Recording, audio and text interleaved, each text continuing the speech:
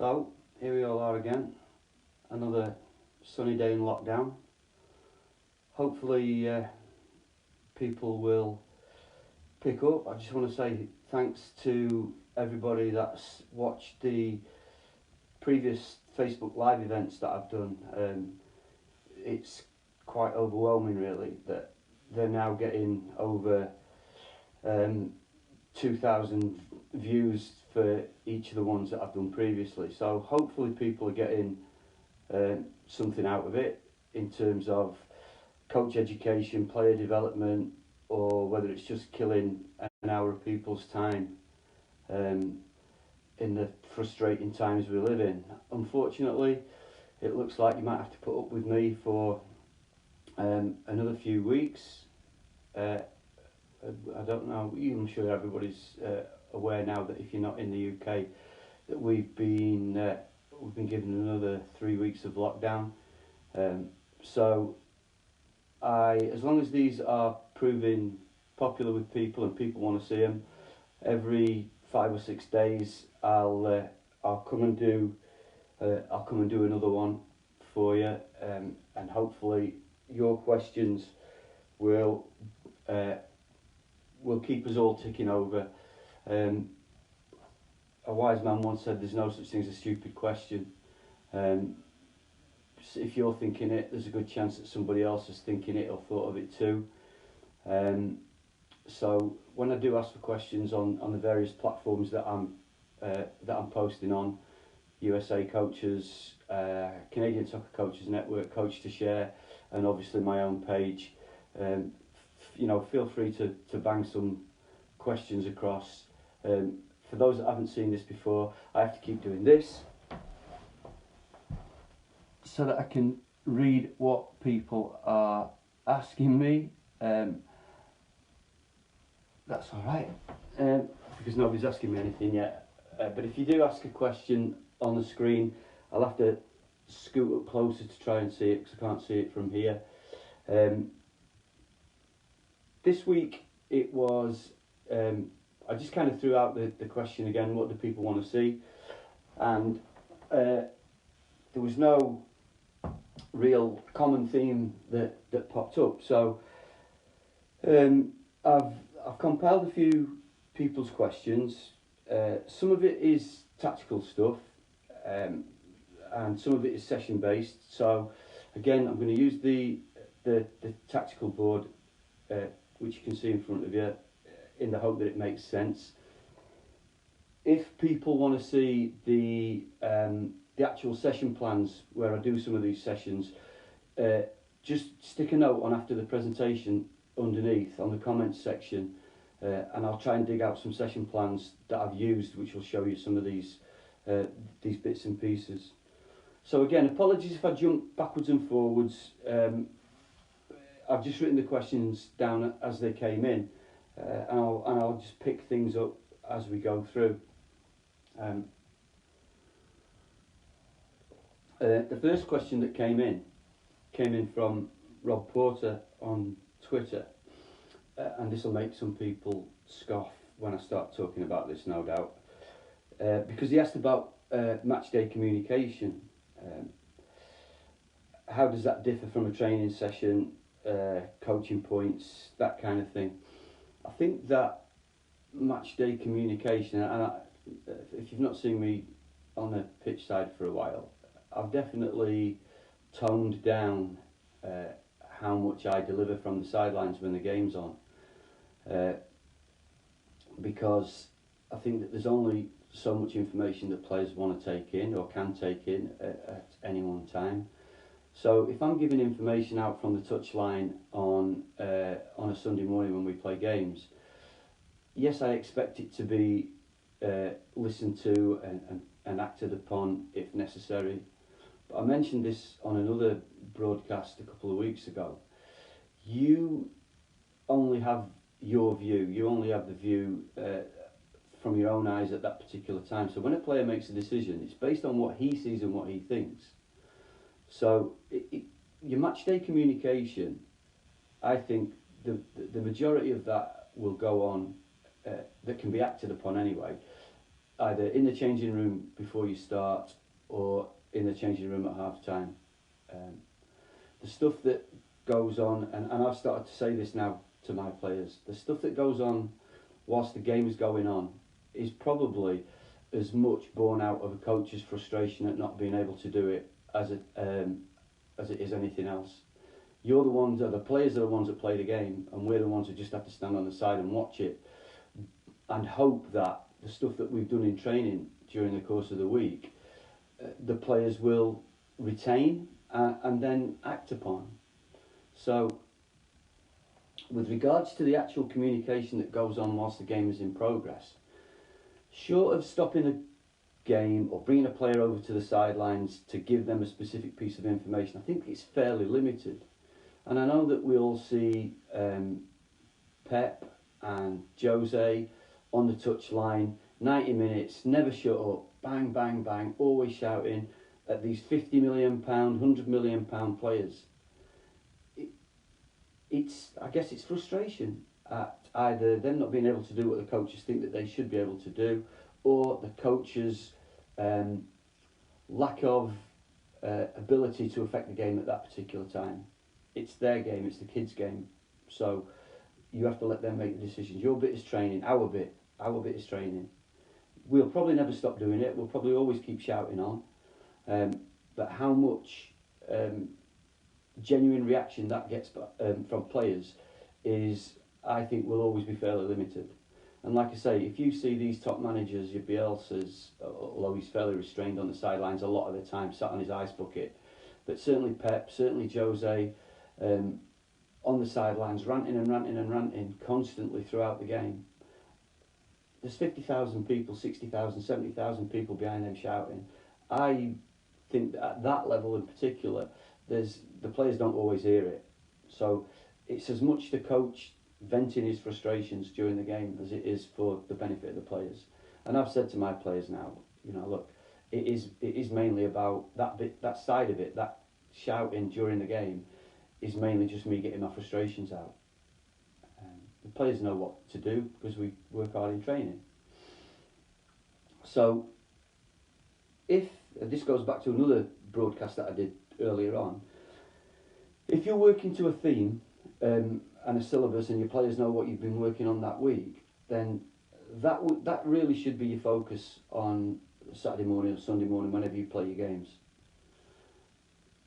If you've worked on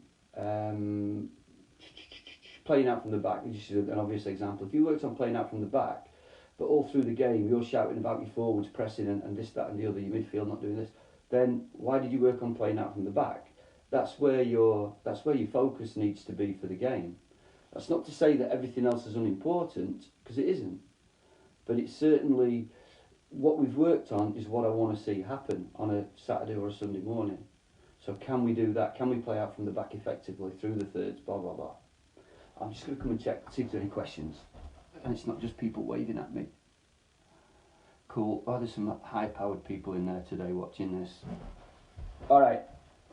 So that was my little bit about communication. In Rob's sort of a multi-part question here. In a training session, use of coaching points, pictures that I want to see, and how do I manipulate practice to get the pictures out? Well, session design is absolutely key in that respect. If I've got a focus, if we've got a learning focus as a group or as a phase, we have under 13s through to under 16s all working on the same theme at the same time for a number of reasons. But in order to get out my coaching points, I try not to manufacture situations unless I really want to. If the kids are doing it naturally and it's happening within a game, then there's no point in me manufacturing a situation. If I want them to play out from the back, using that as an example, and we're playing out from the back effectively and the opposition are trying to press us and stop us from doing that, then that's fine. I can work on those coaching points almost on a drive-by basis, where I'll just go and have a little wander around and get behind the player that I want to talk to, get close to the player that I want to talk to, and give them that any information that they might need there and then. I might even ask them, why did you do that? What was the reason? What were you thinking? What did you see? So using different coaching styles within, even within the same intervention, it should get some sort of decent response from your players, hopefully. Again, picking up on Rob's point, what the pictures that I want to see will come out naturally for me by my practice design. They can't fail to come out if you work in a certain area of the pitch. And I guess that this is an experience thing. So I'm not saying that if this doesn't happen for you, you're not a good coach. I've been doing this for a long time. I've worked with different age groups from right from the under-9s all the way up to a professional football team reserves who don't get to train very much together. But your practice design is absolutely key. Making sure that what you've designed brings out what you want in the area of the pitch that you want it to come out in. And if that means that if we've got half a pitch, if I'm working in, I've got that much training space and I'm working in towards a goal, then great. If I'm playing out from the back, then I need to work that way down the pitch and maybe put some little target area goals in there or target players in there for the defenders to play out too, so that they've got a realistic vision, they've got a realistic orientation in terms of the pitch layout. I wouldn't want to do playing out from the back with my back four from the halfway line towards the goal, for example. It doesn't give them that that mental framework that they need on a Saturday or a Sunday morning. So that was my little bit on matchday communication. I think that at half time, once you've given the players an opportunity to just to gather their own thoughts, maybe have their own little chat, and I know that different teams do this in different ways. I've read about England rugby, for example, who the first 2 or 3 minutes when the players are back in the changing room is player time. The coach doesn't go in. Now, what they talk about then is up to them. You might have natural leaders in your group who will, deal with any situations that might not have gone their way or that have helped in any way, and you might not. So when you go in there at half time, and this is why I think that if you can get into the habit of taking notes as the game goes on, just little bullet points that'll help you with your half time thing. Try not to be too emotional. I know that it's difficult if you've gone in at half time and you're 4-0 down. It's easy to say don't be emotional, but actually all that will happen then is the anger and the emotion will overtake the message. You need to get your message across. How are we going to fix this? And I think someone else further down has asked a similar question about game management. So I'll pick that up as I come to it. So hopefully that's picked up on Rob's question. Right, so 4 different people asked me about midfield roles. So I'm going to try and do something on the board now, which hopefully will explain. I'll look at a couple of different formations. One of them I've touched on before. One of them I thought might have been really popular given current trends in the game, and that's actually come up as part of this. So Gavin Elphinstone, Maz Roberts, Greg Curran and Ignacio Ricardo all asked me in different ways about the different roles in different formations. So I'll clear this down for now and I'll just show you some stuff in here. So working from my end of the table that way. Numbers. People have different ideas about numbering systems for midfield players. Don't know whether you can see these little shapers. So these have got numbers on them. Get right up there, look. Little numbers on. And I think these are a great little tool for all sorts of reasons. But if you have sorry, somebody's just asked me a question. Oh no. Cool. So if you have a numbering system and you all stick to that, and we all talk about having a number 10. So there's my number 10, where you would expect him at the top of a midfield diamond, for example. We talk about having a number 4, a natural number 4, your holding midfield player, your CDM as the kids like to call it. Terminology changes over the years. So a few years ago, this was your Makelele role. This was your Makelele. Everybody had a Makelele because he was such an influence on the game when Mourinho and others were at Chelsea in that first successful period that they started to dominate. And then in my midfield diamond, I have 7 and 11 on the sides, right wing, left wing, whatever you want to call them. They're not really wingers if we're playing with a midfield diamond. So forget everything else. I'm just going to talk about the 4 midfield players in a midfield diamond. I think what's really important, and we've said this before, excuse me, with different formations, is they need to know their own role. So in a midfield diamond, the number 4, the CDM, his role is to screen passes from a defensive standpoint, screen passes that get the opposition trying to play into the strikers, to collect the ball off our back 4, to turn out and get play moving further up the pitch. That's a pretty specialised position, otherwise it wouldn't get called the Makelele role. One guy who really, he's not the only guy, he's one guy who made it kind of his own. The front 3 in a midfield diamond for me can be a little bit more interchangeable because these are my 3 attacking players that are going to support the front 2. So if I've got an 8 and a 9, and there he is upside down.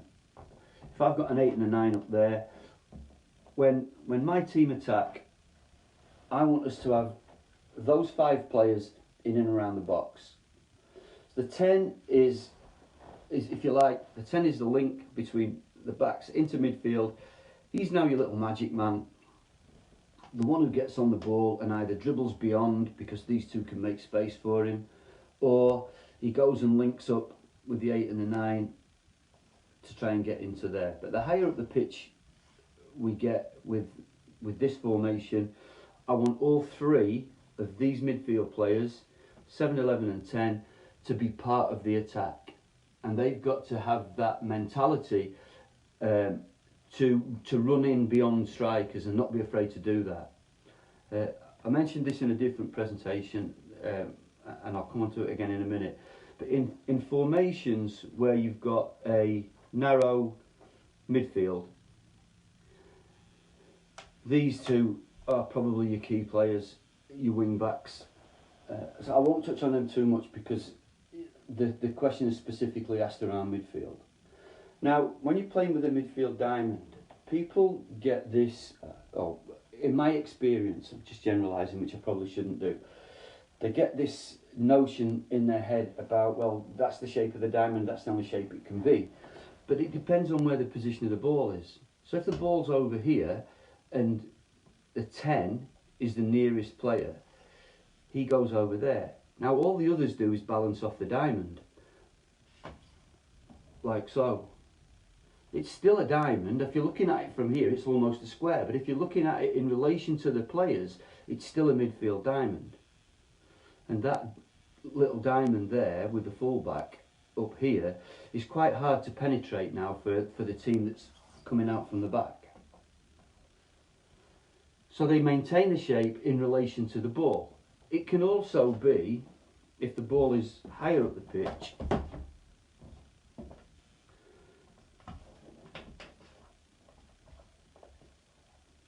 there, for example. Again, still a diamond, it's just a wider diamond now.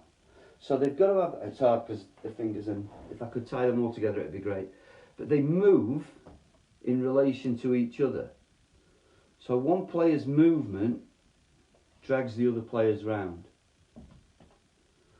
And they can still maintain that integrity of the diamond. As I say, if I'm looking at it from this direction now, it looks like a square. But in relation to the ball, it's still a diamond. Someone's asked a question. How would you press from the front in a 5-3-2? I might have to come back to that on a different presentation because I've got, I'm under pressure now. James Coppinger, Doncaster Rovers legend, is watching this presentation. Now I'm under pressure. So, in terms of the midfield diamond, like I say, it looks from behind like we've lost the shape and it's become a box midfield. But in relation to the ball, it's a midfield diamond. Okay? So that's the diamond. The other formation, which I've already covered in a previous Facebook Live, was when we played 5 in midfield. So I'm not too worried about the numbers for this one for just now. So I think the first Facebook Live that I did, I talked about playing with a 3-5-2, and again, some people will play this as a flat 5, like so. Some people play it with 2 sitting and 1 up, supporting 2 strikers. With wing backs, the way that I've played it this season, and we've played with 3-5-2 quite a bit, is that way round, with 2 wing backs, 2 attacking midfield players, and 1 holding midfield player. And similar to the diamond, the player for me who plays at the bottom of the slightly behind in a 3-5-2 is my CDM, the player who screens, the player who gets busy in here, the player who, when the full-backs have, or the wing-backs have gone bombing on up there, and they break on us into that space, the one that has to get his backside across and stop the opposition attack. So these two, the wing-backs, have got to be really, really active, really, really fit, great engines, get up and down the pitch, because we want them to create high up the pitch for us. The holding midfield player, the CDM, call him what you will, has got to have the energy and the vision to recognise there's danger there. They could break out into that space because the left wing back's pushed on. He would then come across, and obviously got a back 3 behind him. Additionally, in a defensive role, if the Reds have managed to get all the way up here, I'll just put a back 3 in there. Lost the magnet. Oh, there we are. One of the things that I ask these 3 to do when we're playing in a 3-5-2 is try not to get dragged out into the channels. But if they counter-attacked on us and got high up the pitch in wide areas, and one of the 3 centre-backs has to go out, these 2 slide across and that one drops in. So my holding midfield player just drops in as a supplementary centre-back in that scenario there. There's other ways of, and again, this is particularly a midfield question that I was asked, so that's kind of the way that I want to try and look at it without dwelling too much on the other positions. If you, I won't use Mike Bassett language, will I? If you play with a 4-4 flipping 2, again, how you deploy these players, the only person who can dictate that, if you like, is you, because you know what your players' capabilities are. If I ever play a 4-4-2, and it's not something that I personally do very often, if I play a 4-4-2, all I ask from the 2 central midfield players is that if one goes up, one stays back. So they have to know each other's game. And that's really important the higher up the pitch you get, because if we're threatening their box up there, 2 wide players, 2 strikers, 2 centre mids, 4-4-2, yeah. So if we're threatening there, and let's say we're going to get a cross comes in from there, shift these counters out. The cross is going to come in from there. I want my 2 strikers in there. I want one of them 2 central midfield players to go in there. I want the other wide player, the opposite wide player, attacking from the back for back post tap-ins or sneak-ins. And the other player, the other central midfield player in a 4-4-2 playing flat needs to be locking this area out here. Obviously, we'd have the back 4 up on a halfway line. This player here locking out this space there, so that if they get the ball, from the cross it goes into the goalkeeper, for example. I'm dribbling it in, greedy man. And they then want to counter-attack. This player here has now got to slow the game down to enable these guys to get back in there so that we can hopefully regain the ball and start again. Man on the holding midfield player. Would you encourage rotation to get him on the ball? Okay, so Paul's just asked, again, apologies if you can't see each other's questions. Paul's asking me, if the opposition go man for man on the holding midfield player, would you encourage rotation to get him on the ball?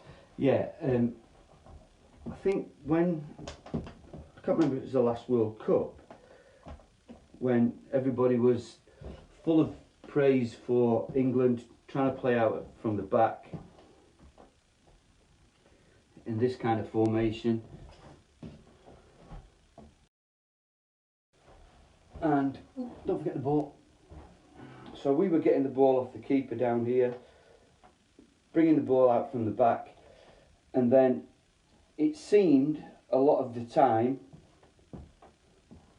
that our next option was always to go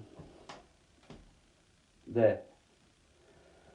And the criticism at the time was because if they do that, what are you going to do about it? So these three have got to be clever enough to go, well, I'll run him off now. Oh, look, he's followed him. I might come in and get the ball. If he comes over there, he might go there. So we can overload one side of the pitch. Now what that does is it creates a weak side down here for the opposition, because if we overload one side of the pitch like so with rotations, you'll naturally draw the opposition onto that side of the pitch, and that leaves you space then, if you've got players with decent passing ability, to free up your opposite side fullback or your opposite side winger. And then you create a weak side, you overload this side to create a weak side, and then can you get out? So hopefully that answers Paul's question.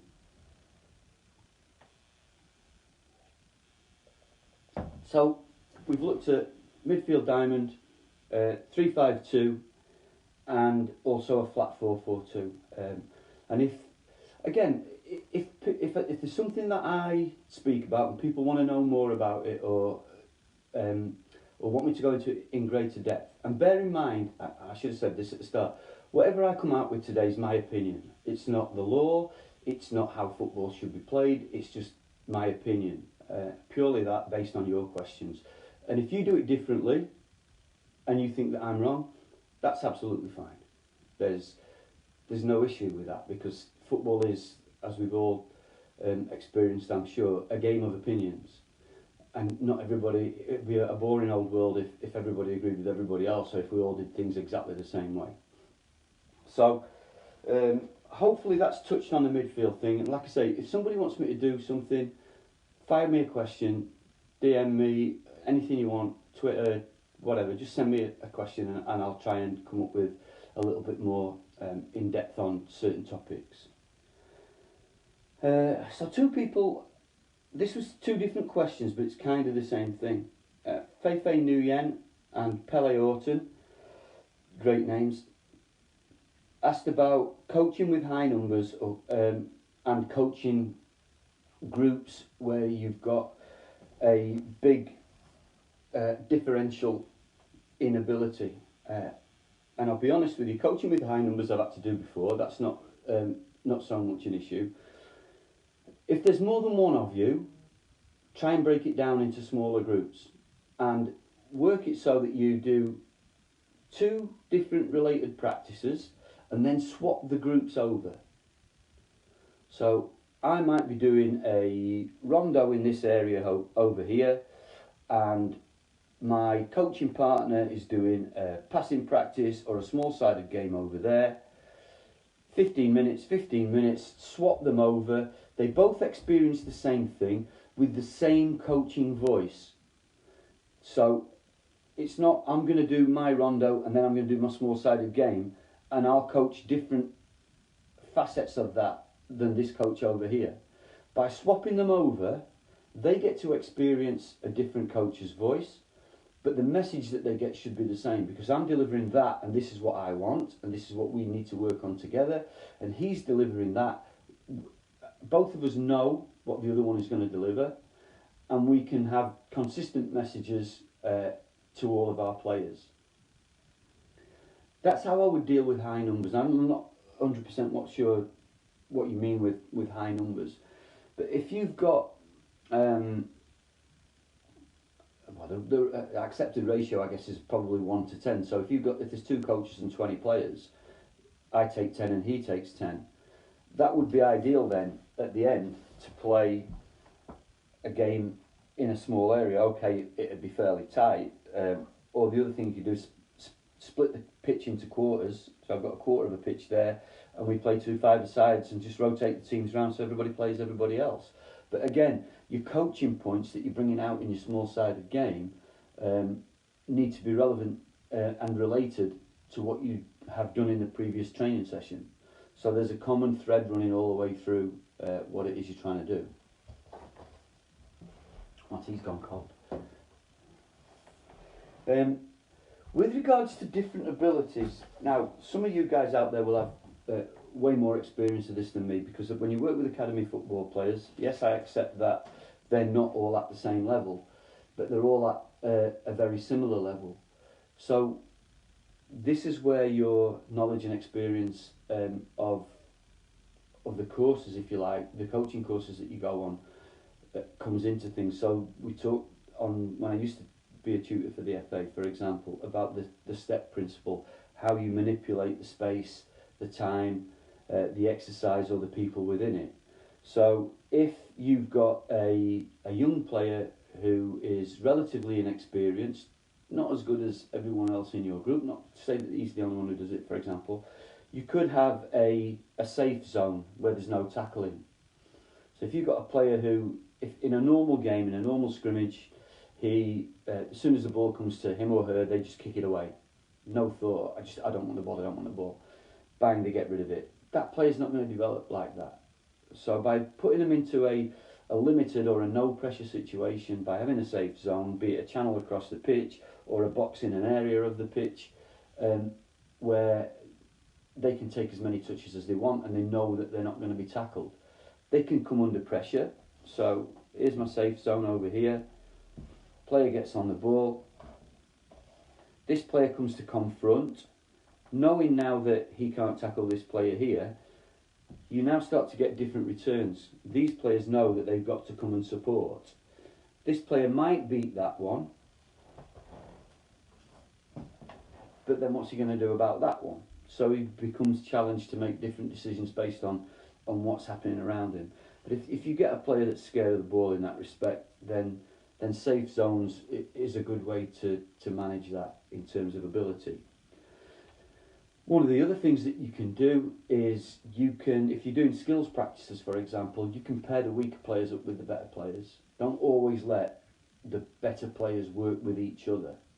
Yes, there's a time for that because you don't want to halt their development, but by actually giving them some sort of mentoring, partnering type role with a lesser player, it's great for their own experience, to pass on their knowledge of what they know, much like we try to do as coaches. And the player who's less experienced or less able has now got a bit of a challenge because he knows that this player is going to be one of the better ones in the team. So can I show him what I can do, or can I have a go? And those kinds of, the way that you use words, I suppose, by challenging, by try, can you, and well, I can't do it. No, you can't do it yet. Always throw yet at the end of it. I'm not very good at that. You're not very good at that yet. And that, if you like, puts the onus on them to try and improve. It's a really important, really powerful 3-letter word when you're getting people whose mindset is a little bit negative, I suppose. Hopefully that's answered that for you.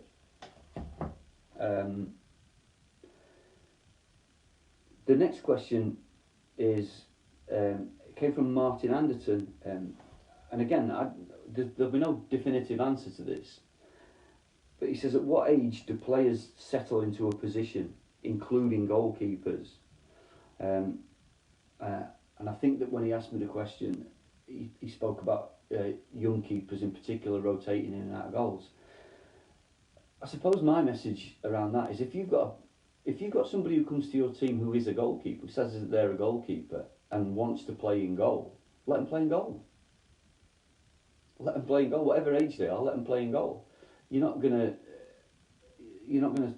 lessen their enjoyment of the game by letting them play in the position that they want to. If you force a kid to play in goal, that's a slightly different scenario. So I don't think that there is, and I don't know whether this is true or not. Somebody who's probably read his autobiography will know better than me. I'm sure that I read somewhere that Fernando Torres was a goalkeeper until he was 15 or 16. That may well not be true. If not, it's like everything else. I've read it somewhere. So if it was on the internet, it must be true, eh? When our players come into the youth development phase, so they start playing 11-a-side football, and I've spoken about this also previously. If someone comes up from the nine-a-side game, and you ask him what position he is, and he says he's a right back. Our philosophy for those first 2 years of playing 11-a-side football is that he should be able to play as a right back, maybe a right-sided centre back, a right-sided midfield player, or possibly a right-sided central midfield player.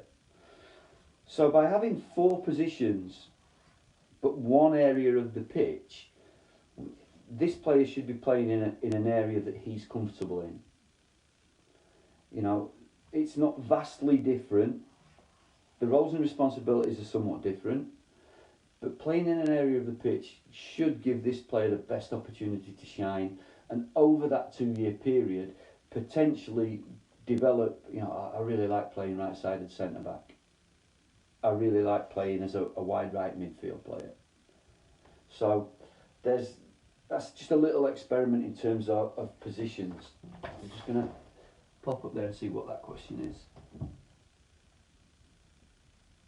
Would you put 2 weaker versus 1 better? Oh, this is going back to this question about different abilities. If it was an opposed practice, you might sometimes do what I was talking about there was skills practices where they're working with each other rather than working against each other, Maz. So, yeah, you could do odd numbered games, 2v1s, 3v2s. It's always better to have more than one player if you're going to do an opposed practice, because otherwise the one player has no options. His option is kick the ball out or run with it. They're the only 2 options.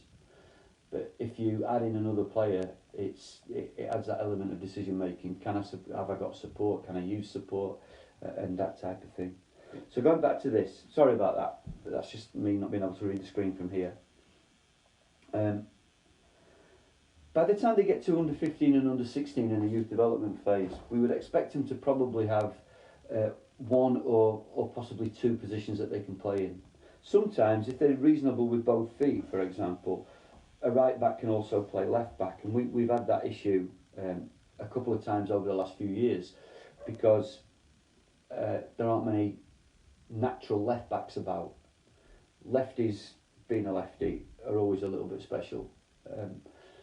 So it's hard to find a lot of good left footers. It's just I don't know. Some of you lot will know this better than me. I notice a lot of left-footed coaches, but I don't see many left-footed players. I don't know why that is. And I don't know whether anybody else has noticed that, but that's just me. So yeah, going back to Martin's point, certainly at under 16, they need to know where they want to play, because the next decision that we have to make is, are you going to get a scholarship or not? Are you going to become a full-time youth footballer within our system? So an area of the pitch at under 13, under 14, probably narrow it down to 2 positions at under 15, and certainly by under 16 we need to know what your best position is. It's great if you can play in another position as well, But ideally, at under 16, it's a very quite a narrow focus in terms of positions. So this one came in from Andrew Batty, and he talked about in-game tactical changes: when, where, how, and why. This is a difficult one, and I don't. I did write it down. Somebody asked me a question this morning, and I'll touch on this within that as well. If you're working to a theme, and it's the result isn't the be all and end all, why would you make in-game tactical changes? If the game is fairly close, then you probably stick with what you're doing, because what you're trying to see is how effective is my training, is our training, how effective has what we done from Monday to Friday translated into Saturday's game. So in terms of making tactical changes in what is purely development football, I would say probably try and avoid it if you can. If you're playing a certain way and you're getting battered, from a psychological point of view, you might want to change it. But for me to say, well, you do that because of this, might not be the scenario that you're faced with. I'm just going to come up there. There's another question. Left-footed coach, you want left-footed player out of a squad of 20. Yeah, Rob, I'm all over that. I am all over that indeed. So, if you were, on the flip side of that, if you were winning, and I know that there's a lot of, there's still a lot of mismatched games, particularly in grassroots football over here. If you are winning and the game is too easy for you, there's a good chance you've been put in the wrong league, or the opposition have. Then you might want to make some tactical changes just to stop your team from running away with it. But for me, I think that's really difficult to manage without appearing disrespectful to the opposition at times. All this, right, we can't score a goal till everybody's touched it. The game becomes unrealistic. And I do think that, I remember years and years ago when I played out in Germany, it only happened to us once, and we were beating this team quite comfortably. And when it got to 9-0, I knew that there was still 15 or 20 minutes to go, and the referee blew the whistle. And I'm like, what's going on, what's going on, what's going on? And they had this thing called the mercy rule, where you weren't allowed to win 10-0, so nobody could get double figures. I think that's a better way of doing it than playing 23-0s and 24-0s. Some of the results you see in grassroots football are scandalous. If you want to knock the game on the head at 9-0 and then mix your teams up with the opposition so that whatever else you play that day doesn't count towards a score, that's fine. But I don't organise leagues, I don't run leagues, so that's another way of doing it. Do we not do enough to develop left-sided players? I would hazard a guess most practices focus on the right side. Well, not from me they don't, Paul, because obviously I'm left-footed. So if I want to do any demos, and I'm still just about capable of doing some demos, I try and pull up the left-sided players, otherwise I might make myself look a bit daft. But no, I mean, again, to sort of pick up on Paul's question there, it goes back to practice design. So you can't ignore one side of your pitch because you can't use that foot.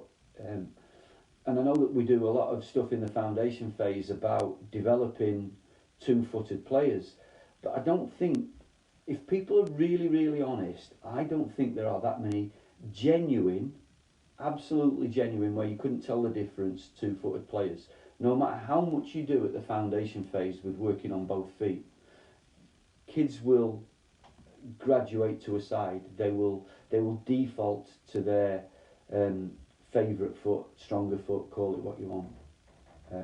But if your practice design makes you work both sides of the pitch, so we do something coming out this side, we do something coming out that side, we don't show a natural bias towards right-sided players.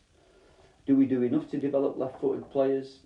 I don't know what you do. I know in the olden days, I guess in education, for example, they you couldn't write, as I'm a left-hander. So if you were writing left-handed in school, the teacher used to come around and smack you on the hand with a ruler, and it was to encourage everybody to write right-handed. But if we did that, where's the individuality? Where's the creativity? So I don't know what the actual answer to that might be. Right. So this is why I had the board set up like I did at the start. I'm going to just change the board. Desi Barmer asked me about transitions from midfield to defence in particular. So I just wanted to show you this, and it ties in. Somebody else asked me what my favourite practices were, and I don't think I have any, but I do love doing lots and lots of transition work because it gets elements of everything in the game. So obviously not to scale, and the numbers are fairly irrelevant.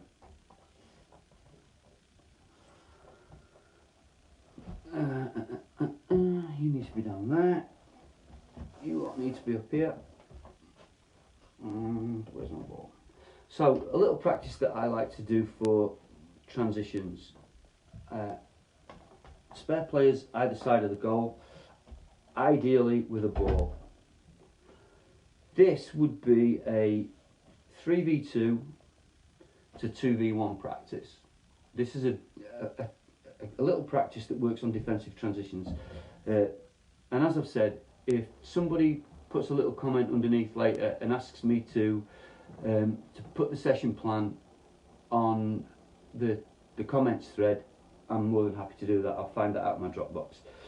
So any sort of little interchange, and look, again, don't kill me for cues. These are small cues, small numbers, whatever you want to work with. And because the pitch could be fairly small, this is a really intense practice. So actually they do need to get quite a lot of recovery time. You play a 3v2 going down that way. Ball goes there. This player now shoots. So whatever happens next, he has a shot. Keeper saves it. The player who took the shot now has to defend 2v1. So the Reds have got to restart the game quickly, and he's got a lot of running to do, and then we go 3v2, 2v1 that way. So that's a real simple snapshot. Hopefully you can all see that of a transition to defending session. So again, 3v2, attacking the goal, up we go, ball goes across, he has a shot, he blocks it, this player had the shot, they get out of the way, these two now attack against the blue, coming back in this direction here. Now you can obviously change the numbers for that, which would make sure that you had less players waiting around. But if you've got a squad of 15 players, there's very little waiting around with that practice. And because you've got goals and goalkeepers in, there's all sorts of other things. Recovery runs, communication, delaying the game. But the one thing that they have got to do, because generally the shot's going to come from an angle, if the keeper gets it and launches the ball out this side for the counter-attack, this player here has got to have the right mentality to get across and get between the ball and the goal and delay that attack. Now you can do that as a 3v2, which is what I've just showed you. You could do it as a 4v3 and go 4v3 that way, 3v2 this way, so that lessens your cues, but obviously that cuts also down on your players' recovery time. So that's just a simple transition session for defender to work on that attitude to defend. People have got to want to sprint back and run hard and work hard to get back in and defend. And if your goalkeeper's getting peppered all the time, he's not going to let you get away with just jogging back in. And what tends to happen the first time you do it with players is, we'll do it as a 4v3, it doesn't really matter. They get up here, they have the shot and the ball goes in the net. You need a good supply of balls, because now this player shot, these three are out of the game, these three are attacking, these players at the side here need to feed another ball in quickly. and that gets that backwards and forwards, backwards and forwards, backwards and forwards constantly. So lots and lots of different ways that you can work that practice, but it's a really good practice for that transition from going forward to getting back and having to defend your own goal. So hopefully that that answers Desi's question. The next thing I wrote down was from James Faust, and James asked me about cues and triggers, but he didn't really expand on the question. So it's a phrase that you hear quite a lot. It's about situation recognition within a game. So if we're talking about cues and triggers, make sure that your players know what you're talking about. So what is the cue? What am I recognising that makes me do X, Y or Z? What is the trigger that causes me to go and close down? So for example, I'll just take that down this end. Hopefully, can you see that? Move the board that way a little bit. So if we're working on pressing, for example, and the keeper here feeds the ball out to the fullback, that's the trigger for the nearest man to go and press the ball. So don't just throw words at your players. Make sure that your players understand what those words are. It's their visual understanding, their recognition of situations that are occurring within the game. Okay, last couple of questions then. First one's easy. Michael Corlett asked me, are there any drills that I did 5 or 10 years ago compared to now? Yeah, nearly all of them. Nearly all of them, because I do them slightly differently. I do them with a different group of players. All those drills, all those practices have now got 5 or 10 years more experience behind them.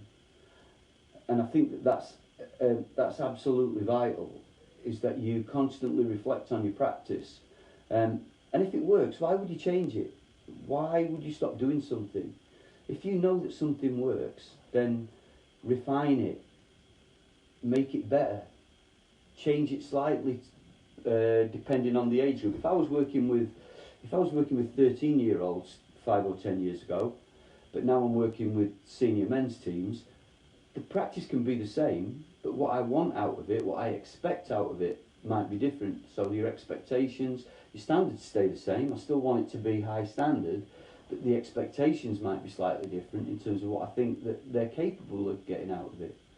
And I've said this before, that I believe quite strongly that every football session that can ever be has already been invented. It's already being delivered. It's been years since I saw a session that I thought, well, that's not a variation of X, Y, Z. Or, oh yeah, I've seen that before, but they just did it slightly differently, started it in a different way, or the game was still simple. Stop them from scoring at this end, and I need to score at that end. That's the game. Whatever happens in between is philosophy and ideas and people's different interpretations. Those two things have never changed. Score down there, don't let them score down here.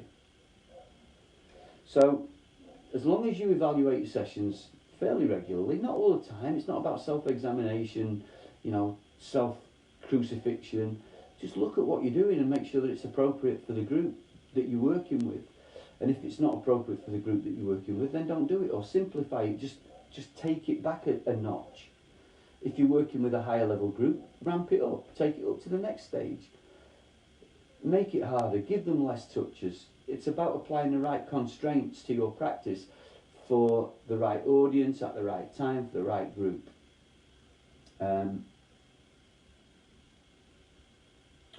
Robert Coupland asked me, what topics would you cover for a season with younger age groups, and how would you split it? Now, I've written the question down, but I've said this before. I don't work with the younger age groups. I don't work with the under 12s down are not my phase. So what I know of foundation phase work is we do a lot of work on ball mastery. We do a lot of work on 1v1s and 2v2s and working in small units. In terms of what they cover everything in the game. The one thing that they probably don't cover, which has been a lot of publicity about fairly recently, is heading. So I know that there's been a lot of fuss and drama about heading recently. And if anybody's not seen it, and I know it's American football rather than our football, proper football, have a look at the film Concussion starring Will Smith. So I understand the reason behind the reluctance for heading, but like I say, our foundation phase kids don't really concentrate on that, because a lot of the time our goalkeepers in the foundation phase don't kick the ball up to the halfway line. They don't need to head it. It hardly ever happens. Sometimes if they just throw a corner into the middle, somebody might need to go and head it. Yeah, show them technique, but it certainly wouldn't be a focus for practice. We talk about things like driving with the ball, connecting with other players, combining with other players. So small unit work is what gets done in our foundation phase. And that starts at 5v5. Lots of individual stuff, lots of 1v1s and 2v2s. And then the last question got asked to me this morning, he's probably asleep right now because he's down in Australia. Kelly McAleeny said, does winning lots of games affect development, and does an overemphasis on development compromise future mentality? And when I replied to him on Facebook this morning, I said that I could probably do an hour just on that. You can't get away from the fact that football is a results-orientated sport. Okay, if it wasn't, most of us probably wouldn't be involved in it, and that's an honest truth. The kids, more than anybody, want to win games. Nobody loses a game on purpose. But if you're going to sacrifice development for winning, then you might get some short-term gains. You might have a nice trophy at the end of the season in your trophy cabinet.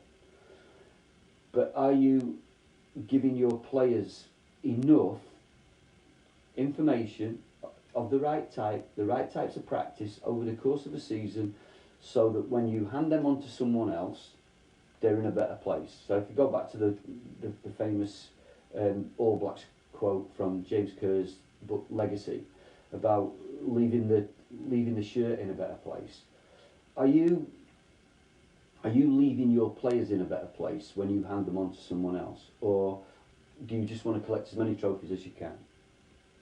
Having said that, if your development is right, if your development philosophy is right and your training is right and your environment is right, winning becomes a product of development, not a barrier to it. So don't be scared of that. If you know that you're doing things right in training for the right reasons and you're improving your players, then winning is a byproduct. Winning should be something to be celebrated because you've done something right with your team. The second part, does overemphasis on development compromise future mentality?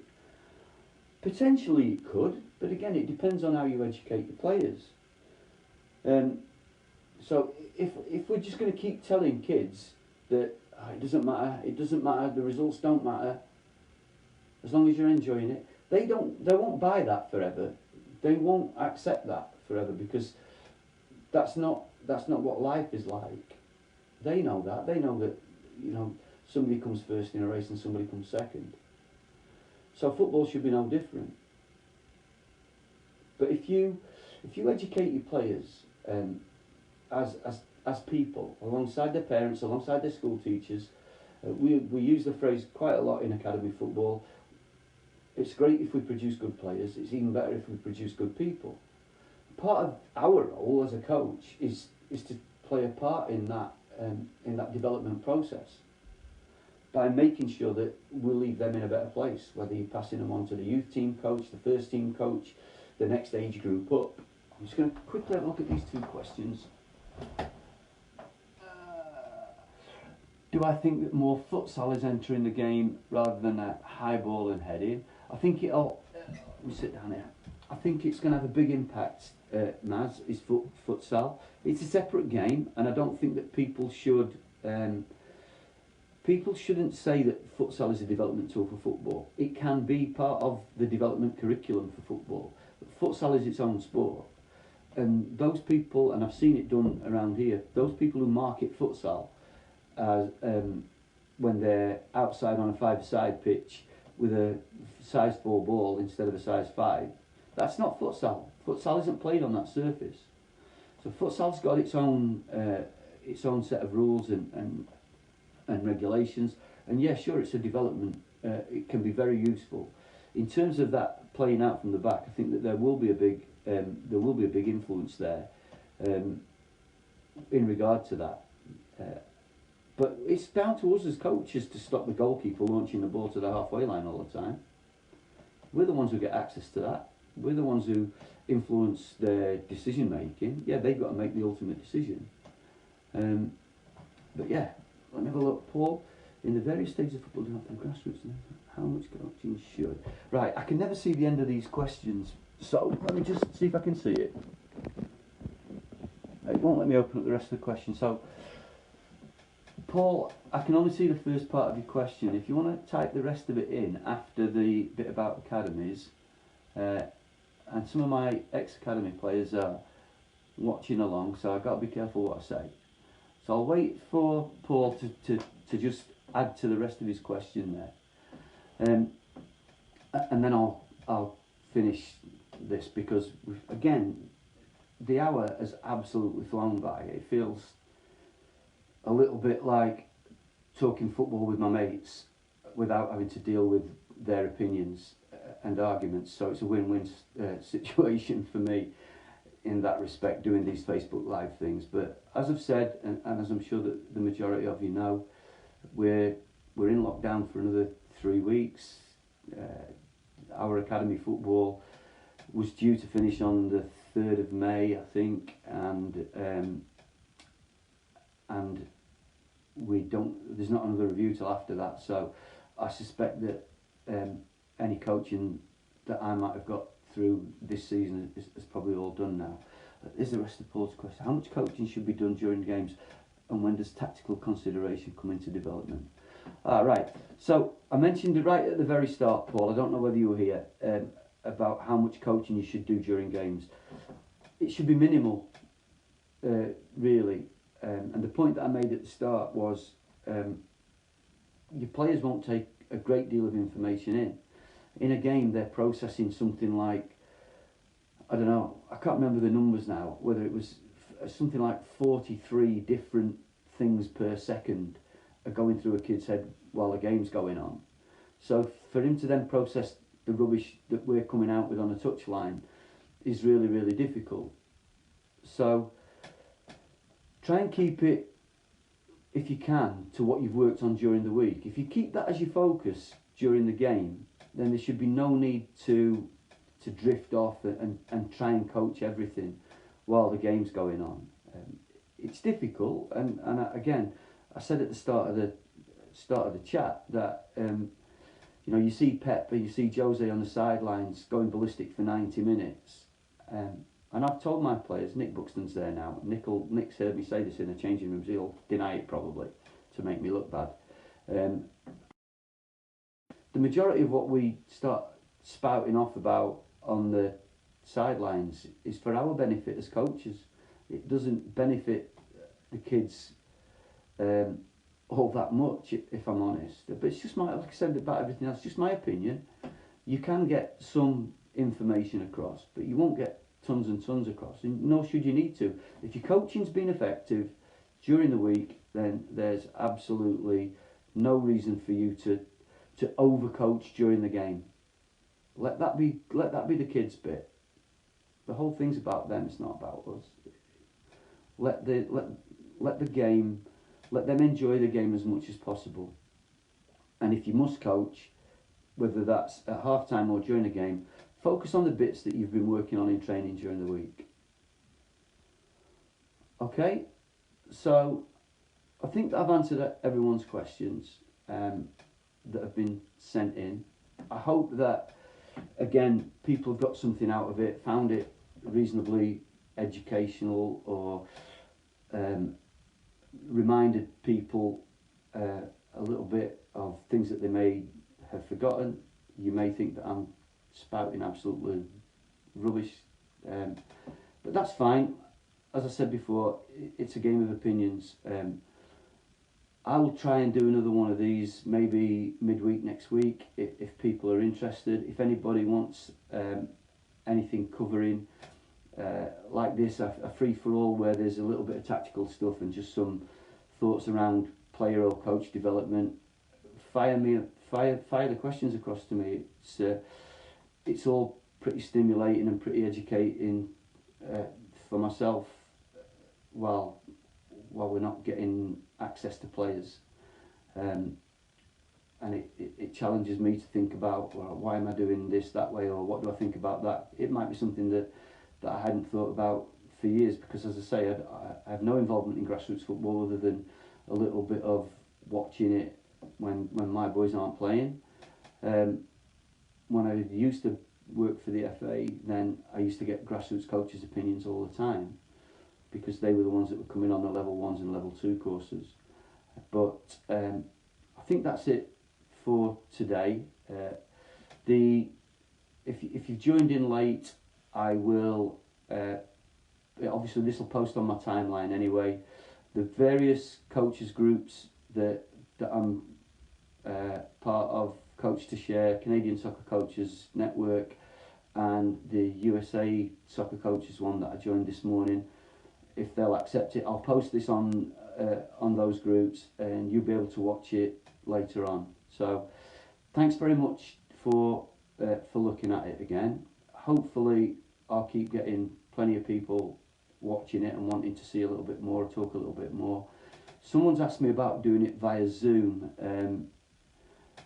The problem with Zoom, having had several Zoom meetings before we finished, is that unless you pay for an account, it times out after 40 minutes. And basically, I'm now at 70 minutes of waffling away about football.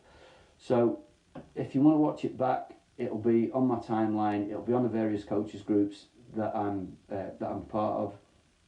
And like I say, if you want to see any session plans, if you want to see anything else when I do this again, probably around about Wednesday next week. If I keep it going every 5 days or so, we should hopefully all come out the other end of this better educated coaches, and that includes me. So thanks very much, and hopefully I'll catch up with some of you again next week. Cheers.